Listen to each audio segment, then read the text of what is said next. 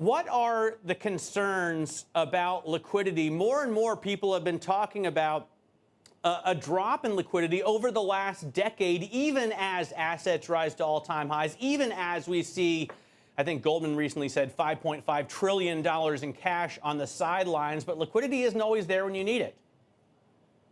And hello, Matt, thanks for having me. We are in record levels of ease in terms of financial conditions. And there's a good reason for that. A lot of cash has been put into the system by central banks, by governments, and that cash has got to go somewhere.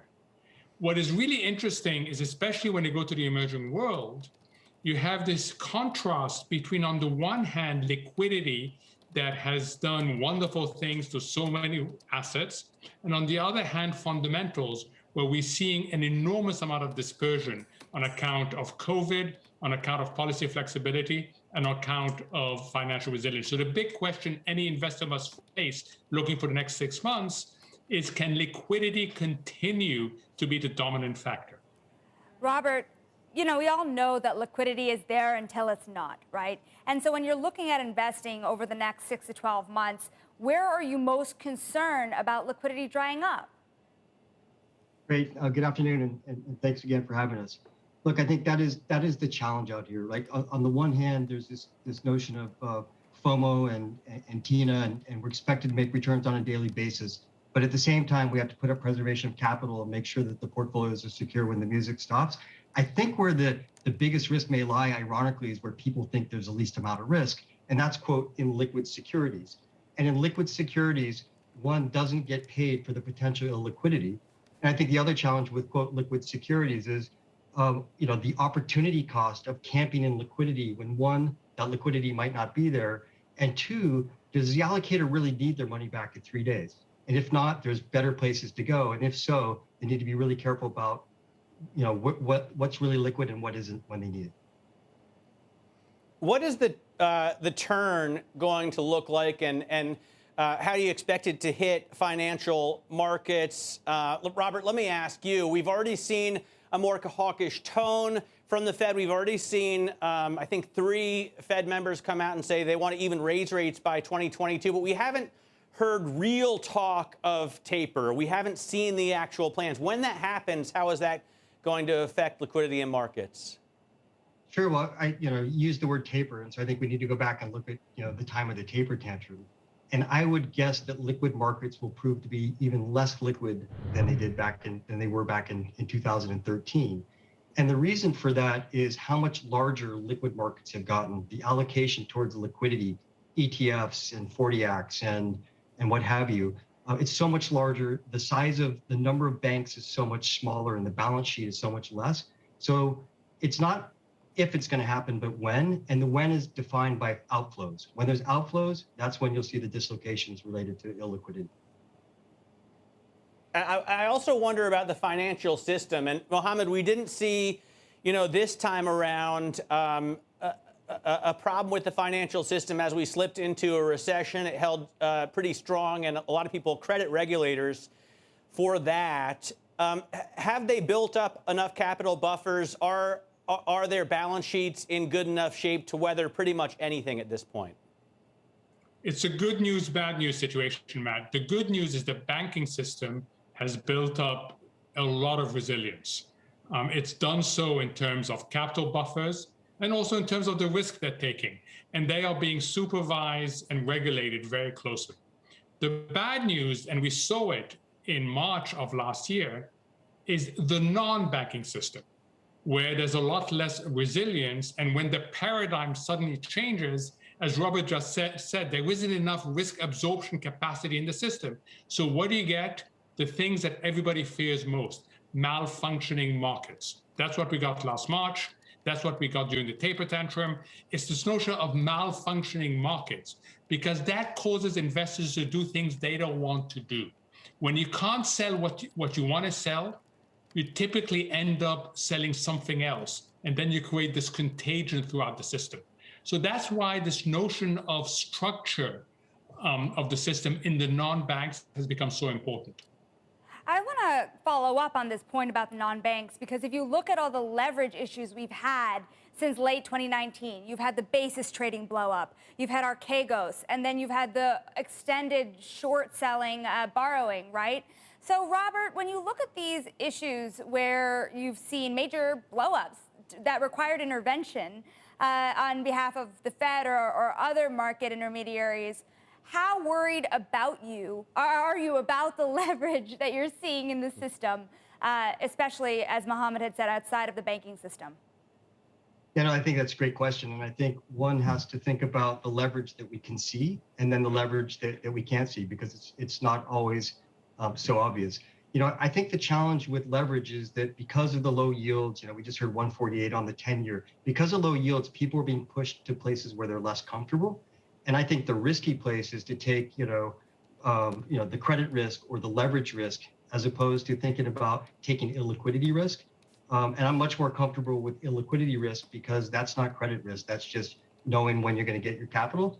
I'm very uncomfortable with the leverage risk. And then remember, there's two types of leverage. There's overnight leverage where it gets called away from you exactly when you need it. And there's term leverage. And I think a lot of these problems there just isn't term leverage in the marketplace.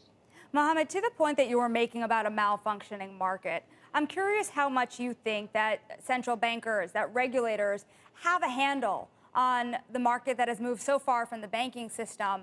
Do you think that there's any degree to which they've lost control of it? I think they themselves will admit that the risk has morphed and migrated to parts that they understand less well, and they certainly regulate less well. You spoke about what we call the near accidents. I think every single one of those near accidents was a surprise to central banks, came out of nowhere.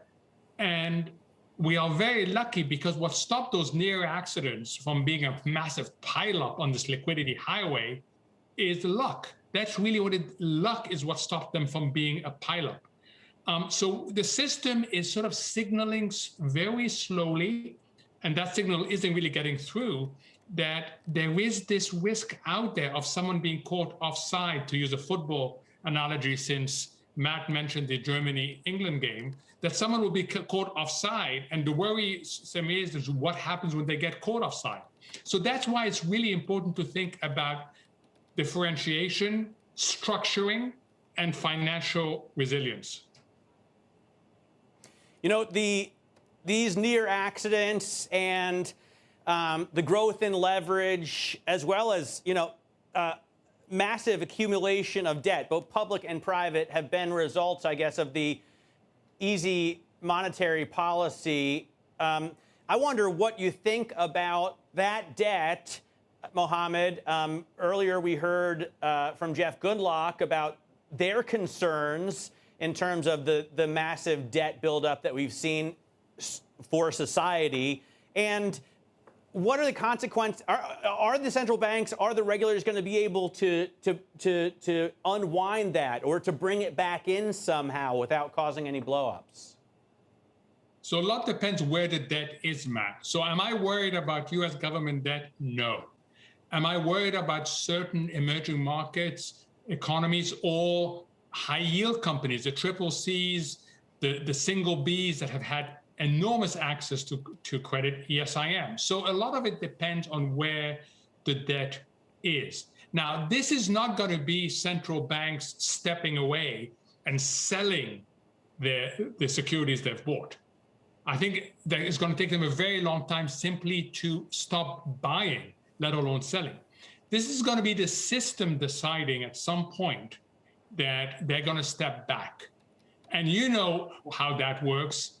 Everybody is in the trade until somebody moves out of the trade. And then you worry because you don't want to be the last one in there. So it's really about, when does the tolerance of the system say enough? People are nervous. You've mentioned, Jeff, I can name you lots of people. And we go back to this notion of people are, fully invested bears. They're bearish, but they're still fully invested. So if the paradigm changes, that is an enormous difference in terms of liquidity available. Robert, everyone from Citadel to Goldman Sachs has said that sovereign debt, central bank balance sheets being so bloated, is what worries them. the most at the end of the day. So when you're looking at EM, are there places that you'll just avoid because of the risks that you see out there? Yeah, look, that's a great question. A lot of successful investing in emerging markets isn't necessarily what you buy, but what you don't buy. And if you think about 2020, the differentiation in sovereign high yield returns was whether you were in Lebanon, Ecuador, Argentina, and Sri Lanka when they dislocated, and which ones to get back into. And so, look, I think we're definitely concerned about sovereign balance sheets. I think there's a lot of differentiation. I think emerging markets is becoming a very challenging label because there's so many different types of credits, and you just take any particular issue. Take oil. Oil is a great asset for some emerging market countries, and it's a real difficulty for others that have to import it. So that's where I think credit differentiation really matters. I think as this market gets more and more mature, to the extent that you're in public liquid credit, you have to really differentiate the pick. And again, for all these risks that everyone's concerned about, I'd rather go and, Matt mentioned private credit, and I think private credit in developed markets is getting tired. I think that it's very covenant light. There's leverage that's entering the system. It's very competitive in terms of the amount of capital. When I look at that in emerging markets, it's quite the opposite. It's lonely. You're able to get higher returns. You're able to get good collateral packages and good covenant packages. So I think that's the type of intelligent risk that I think one should take out here if they can.